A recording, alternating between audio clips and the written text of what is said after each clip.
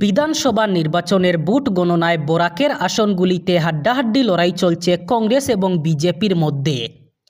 ইতিমধ্যে সকাল 10:30টার আপডেট অনুযায়ী দ্বিতীয় রাউন্ডের গণনা শেষে শিলচর আসনে 6000 ভোটে এগিয়ে রয়েছেন কংগ্রেস প্রার্থী অভিজিৎ পাল। এদিকে উত্তর করিমগঞ্জ আসনে কংগ্রেস প্রার্থী পান্না বিজেপি প্রার্থী সুব্রত ভট্টাচার্য থেকে 9000 ভোটে এগিয়ে আছেন। দ্বিতীয় দফার গণনার পর 121 নম্বর হাইলাকান্দি কেন্দ্রে বিজেপি প্রার্থী 4878 ভোট পেয়েছেন। কংগ্রেস প্রার্থী পেয়েছেন 2918 ভোট।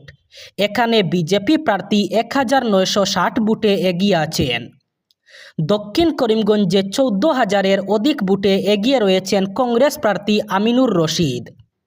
উত্তর করিমগঞ্জে দ্বিতীয় রাউন্ডের গণনা শেষে কংগ্রেস প্রার্থী 14,224টি ভোট পেয়েছেন এবং বিজেপি প্রার্থী পেয়েছেন 5,595 ভোট।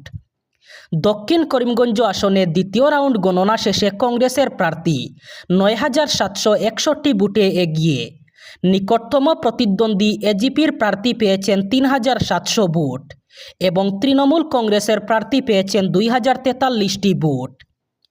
লক্ষ্মীপুর কেন্দ্রে বিজেপি প্রার্থী পেয়েছেন 31,657 ভোট এবং কংগ্রেসের প্রার্থী পেয়েছেন 5,555 ভোট। এদিকে দ্বিতীয় রাউন্ডের গণনা শেষে রামকৃষ্ণনগর আসনে বিজেপি প্রার্থী বিজয় মালাকার পেয়েছেন 11,344 ভোট এবং কংগ্রেসের প্রার্থী সুরুচি রায় পেয়েছেন 7,137টি ভোট। উদারবন্দ আসনে দ্বিতীয় রাউন্ডের গণনা শেষে বিজেপি প্রার্থী পেয়েছেন 11,964 ভোট এবং কংগ্রেসের প্রার্থী পেয়েছেন 5,675 ভোট।